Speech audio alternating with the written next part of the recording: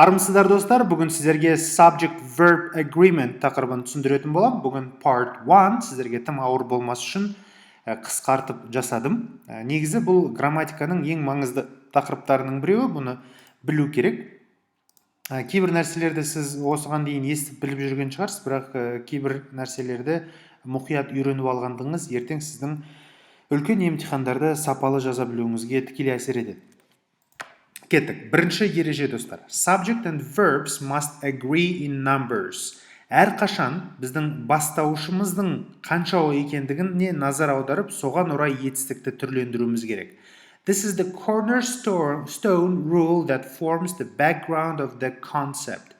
Cornerstone дегеніміз бұл ең негізгі деген сөз, негізгі ереже болып табылады біздің осы концепцияны түсіну тұрғысына келген кезде. If two subjects are joined by and, they typically require a plural verb form. Егер екі бастауыш өзара and сөзімен байланысатын болса, онда етістік міндетті түрде көпше түрде болу керек екен достар. Мысалы, the dog grows when he is angry. Бұл жерде dog бізде жекеше түрдегі етістік болғандықтан grows деп s жалғаймыз. The dogs grow when they are angry. Яғни көпше түрдегі етістік болатын болса, онда көпше түрдегі бастауыш болатын болса, онда етістігіміз көпше түрдегі формада болып, s қосымшасын алмайды екен достар. They eat at home, he eats at home. They тұрған кезде eat болады, he тұрған кезде eats болады. Осыны ескеруіміз керек. Енді қараңыз. The cow and the bull are jumping over the moon. Cow мен bull сөздерінің ортасында and сөзі тұрған кезде, мұнау бір зат есіміміз екі зат есім болып, көпше түрдегі зат есімге айналады, немесе бастауышқа. Етістіктің бізде көпше түрде болуын талап етеді екен. Ол мына екінші ережемізге сәйкес келеді. You and I are the best friends. Сен және мен күшті достарымыз. Көрдіңіз бе? You and I бұл екеуі we деген сөзбенен алмасады, we are the best friends мағынасына келеді. Осыны білуіміз керек. Кеттік. Екінші ереже бар. Subordinate clauses. Бұл дейді бастауыш пен етістіктің ортасында қандай да бір қыстырма сөз келетін болса, қыстырма сөз бастауыш пен баяндауыштың арасында қарым-қатынасты бұзбау керек дейді. Яғни, the dog who is chewing on my jeans is usually very good. Менің джинсы шалбарымды шайнап жатқан ит әдетте жақсы ит дейді, тікелей аудармасы. Бұл жерде dog who is chewing on my jeans деп мына жерде ортадағы қыстырма сөзді біз назардан тыс қалдыруымыз керек та, одан кейін келетін етістіктің осы dogқа тікелей қатысы бар екендігін білуіміз керек. Яғни dog жекеше түрде ба, мына жерде is болады. Түсіндіңіз бе? Көп адамдар мына жерде my jeans деген сөзге қарайды да are деп жазып жіберуі мүмкін. Ол дұрыс емес болады. Түсіндіңіз бе? Jennifer and Linda, who are the bosses of the business, grow their capital through investment in real estate. Grow their capital. Бұл жерде Jennifer and Linda, бұл жерде who are the bosses of the business деген бөлім тұрғанына қарамастан, біз етістіктің мынау Линда мен Дженниферге тікелей тәуелді екендігін көріп тұрмыз достар. Осындай шарттарға тікелей назар аударуымыз керек. Үшінші ережеміз бар. When there is one subject and more than one verb, the verbs throughout the sentence must agree with this subject. Егерде бізде бір бастауыш болады, бірақ бірнеше етістік болатын жағдай болатын болса, онда біздің бүкіл етістіктеріміз бастауышқа тікелей тәуелді болады. Мысалы, interviews are one way to collect data and allow researchers to gain an in-depth understanding of participants. Interviews allow деген етістіктер бар. Көрдіңіз ба? Бұл екі етістігімізде allow да are да бізде interviews деген зат есімімізге тікелей тәуелді болып тұр. An assumption is something that is generally accepted as true and is an important consideration when conducting a doctoral study. Assumption, ықтималдылық дейді, біреудің бір ықтималдық беруі бір нәрсеге. Ол дейді, көп жағдайда дұрыс деп қабылданады дейді. Және бұл докторлық жұмыстың ішіндегі маңызды бір ойлау жүйесі болып табылады деп айтылып жатыр. Бұл жерде assumption зат есімі бізде жекеше түрдегі зат есім болғандықтан is деген біздегі екі етістігімізде осы assumption мен тікелей байланысты болып тұр. Көрдіңіз ғой? Төртінші ереже бар. If one of the words, each, every, or no comes before the subject, the verb is singular. Көрдіңіз ба? Егер мына сөздердің қайсы бірі зат есімнің немесе бастауыштың алдына келетін болса, онда біздің сол сөйлеміміз міндетті түрде жекеше түрдегі етістікті алу керек. Мысалы, no smoking or drinking is allowed. Темекі шегуге де, ішімдік ішуге де рұқсат жоқ деген сөз. Every man and woman, екі бастауыш тұрса да біз is қолданамыз. Себебі бізде every деген сөз бар. Осыны ескеруіміз керек. Each сөзде тура осындай достар. Each man and woman is required to check in болады бұл жерде. Бесінші ережеміз бар. When a compound subject contains both singular and a plural noun or pronoun joined by or nor, the verb should agree with the part of the subject that is closest to the verb. This is also called the rule of proximity. Бұл жерде былай дейді достар. Егерде біздің compound subject деген бөліміміз бар, күрделі бастауышымыз, сол күрделі бастауыштың ішінде жекеше түрдегі және көпше түрдегі немесе есімдік формасындағы бір сөздер болатын болса, жекеше мен көпше қатар жүретін болса, қараңызшы, the student or the committee members, көрдіңіз бе? Мынау көпше түрде, plural, members деген сөз. The student бізде singular формда тұрған зат есім. Біреу singular, біреу plural болып тұратын болса, онда біз дейді етістіктің алдында тұрған, ең жақын тұрған зат есімге қараймыз. Соның түрі көпше түрдегі болатын болса, онда етістік те сол көпше түрде болып қала береді. Ал егерде қараңыз, the committee members, бұл plural формда тұр, or the student, бұл singular form. Plural және singular болып тұратын болса, соңында тұрған сөз, яғни етістікке ең жақын тұрған сөз, бастауыш, қай түрде, жекеше ме көпше түрде тұрғанына байланысты етістікте солай түрленеді.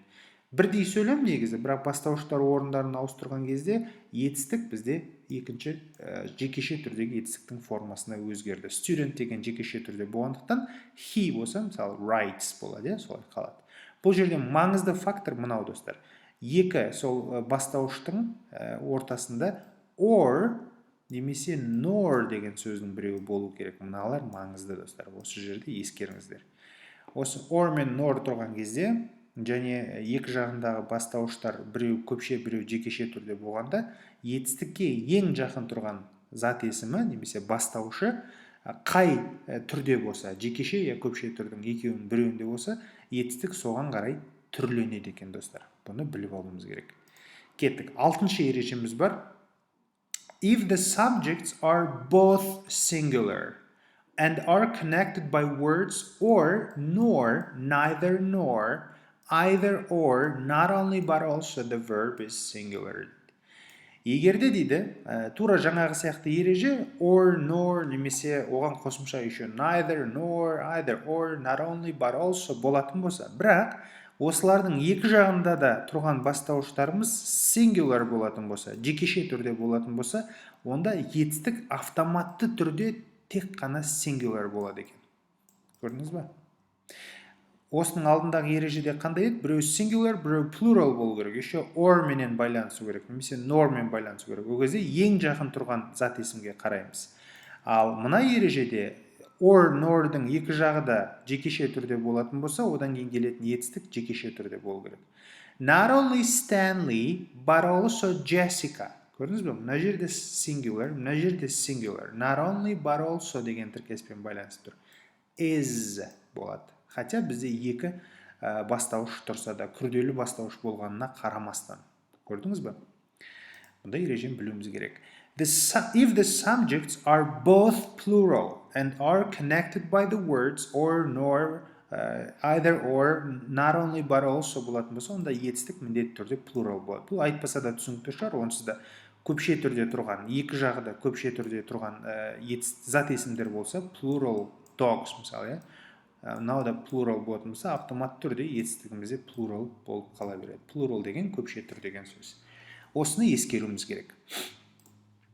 Сегізінші ереже бар. If one subject is singular and that the other is plural and that the words are connected by the words blah blah blah, use a verb form that is... мынау ереже қайталанып кетіпті достар, кешірім сұраймын. Мысалы, either the bears or the lion has escaped from the zoo. Бағанағы ережедегі қайталағанда тұрған ештеңке жоқ деп ойлаймын. Ең жақын тұрған зат есімге қараймыз, соған орай етістікті түрлендіреміз. Bears have escaped from the zoo, lion жекеше түрде тұрғанына қарамастан. Осындай нәрсені ескеруіміз керек. 9-шы ереже бар. The singular verb form is usually reserved for units of measurement or time. Біз мысалы бөлшектермен айтамыз ғой, мысалы 4 quarts of oil was required to get the car running. 4 quarts дегеніміз 4-тен 1 бөлік деген сөз. Бөлшектермен айтылатын болса, half of your strength comes from the nutrition. Half дегеніміз ол 2-ден 1 бөлік деген сөз. Осындай бөлшектермен айтылатын болса, өлшенетін болса зат есімдеріміз, онда біз міндетті түрде singular form, яғни жекеше түрдегі етістіктерді қолданады екенбіз достар. Бұны біліп алыңыздар. Ал енді қараңыз, non-countable nouns take singular verbs. Non-countable дегеніміз саналмайтын зат есімдер. Саналмайтын зат есімдерден кейін келетін етістік міндетті түрде жекеше түрдегі етістік болу керек. Мысалы, education is the key to success. Diabetes affects many people around the world. Diabetes бұл да саналмайтын зат есім. The information obtained from the business owners was really relevant. Information бізде саналмайтын зат есім достар. The research, зерттеу дейді, I found on the topic was limited.